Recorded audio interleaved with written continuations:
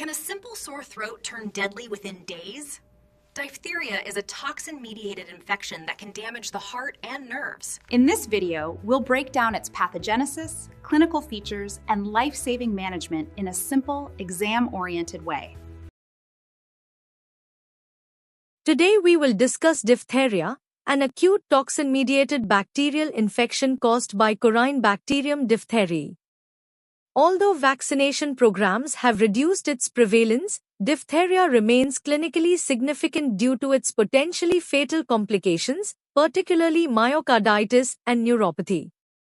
In this lecture, we will integrate microbiology, pathogenesis, clinical presentation, complications, diagnosis, management, and prevention in a structured and exam-oriented manner.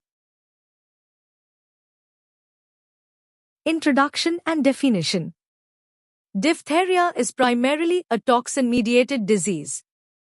The bacteria remain localized in the throat, but the exotoxin they produce enters the bloodstream and affects distant organs.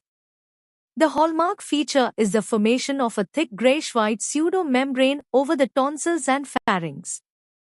What makes diphtheria dangerous is not just the throat infection, but the systemic complications caused by toxin absorption. Etiology and microbiology. The causative organism is Corynebacterium diphtheriae, a gram-positive, club-shaped bacillus. It demonstrates a typical Chinese letter arrangement due to snapping division. On special staining, it shows metachromatic granules, which are diagnostic. Importantly, only toxigenic strains produce disease. Virulence factor diphtheria toxin. The diphtheria toxin is encoded by a TOX gene, which is carried by a bacteriophage. This means that only bacteria infected with this phage can produce toxin. The exotoxin is responsible for both local tissue necrosis and systemic organ damage. Mechanism of toxin action. The toxin consists of two components, A and B.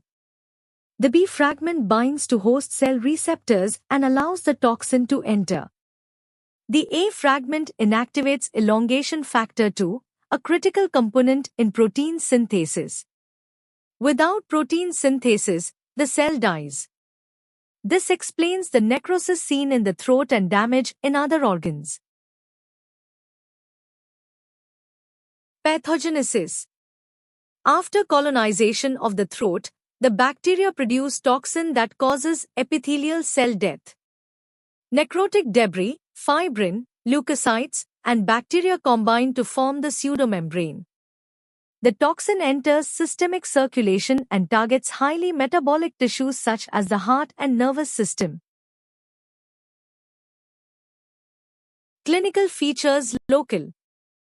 Patients typically present with mild fever and sore throat. The classical finding is a gray white pseudomembrane firmly attached to the tonsils or pharynx. Attempting to remove it causes bleeding. This is a key differentiating feature from other throat infections. Bull neck. In severe diphtheria, marked lymph node enlargement and soft tissue edema produce the characteristic bull neck appearance. This indicates a high toxin load and severe disease. Systemic complications. The most serious complication is myocarditis, which may lead to fatal arrhythmias. Neurological complications may develop weeks later. Renal failure may occur in severe cases. Diagnosis. Diphtheria is primarily a clinical diagnosis. Laboratory tests confirm the presence of toxin-producing strains. ELIX test is used to demonstrate toxin production. Management. Management should not wait for lab confirmation.